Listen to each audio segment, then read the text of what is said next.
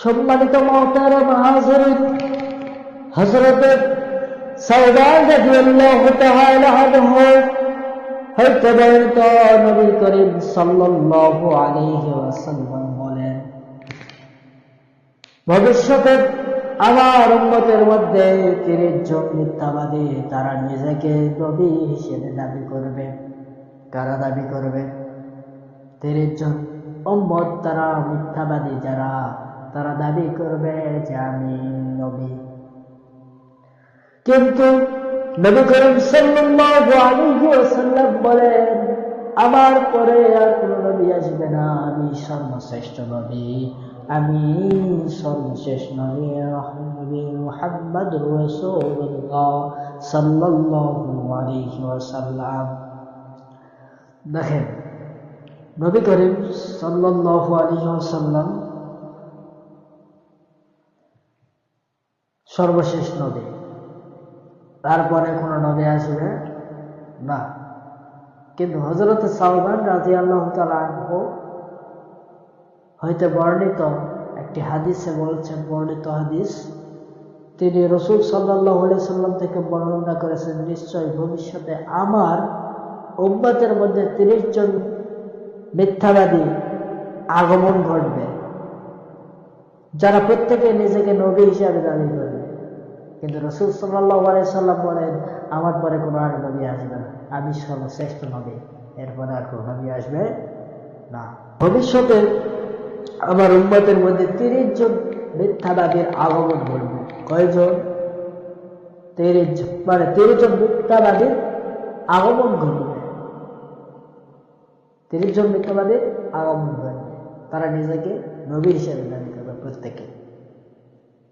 কিন্তু রাসূল সাল্লাল্লাহু আলাইহি সাল্লাম সর্বশ্রেষ্ঠ নবী, সর্বশেষ নবী, এরপরে আর কোন নবী আসবে না। প্রিয় ভাইরা আমার, লক্ষ্য করেন, হযরত সাওবান রাদিয়াল্লাহু তাআলা আনহু হইতে বর্ণিত নবী করিম সাল্লাল্লাহু আলাইহি ওয়াসাল্লাম বর্ণনা করেছেন, নবী করিম সাল্লাল্লাহু আলাইহি ওয়াসাল্লাম থেকে বর্ণনা করেছেন, নিশ্চয় ভবিষ্যতে আমার উম্মতের মধ্যে 30 জন মিথ্যাবাদী আগমন করবে, যারা প্রত্যেকেই নিজেকে নবী হিসেবে দাবি করবে। রাসূল সাল্লাল্লাহু আলাইহি ওয়াসাল্লাম বলেন, আমার পরে কোনো নবী আসবে না, সর্বশেষ নবী আমি। তো আলোচ্য হাদিসটি স্পষ্টভাবে প্রমাণ করা হয়েছে যে রাসূল সাল্লাল্লাহু আলাইহি ওয়াসাল্লাম এর মিথ্যাবাদী ছাড়া, এরপর মিথ্যাবাদী ছাড়া আর কেউ নবী বলে দাবি করবে না।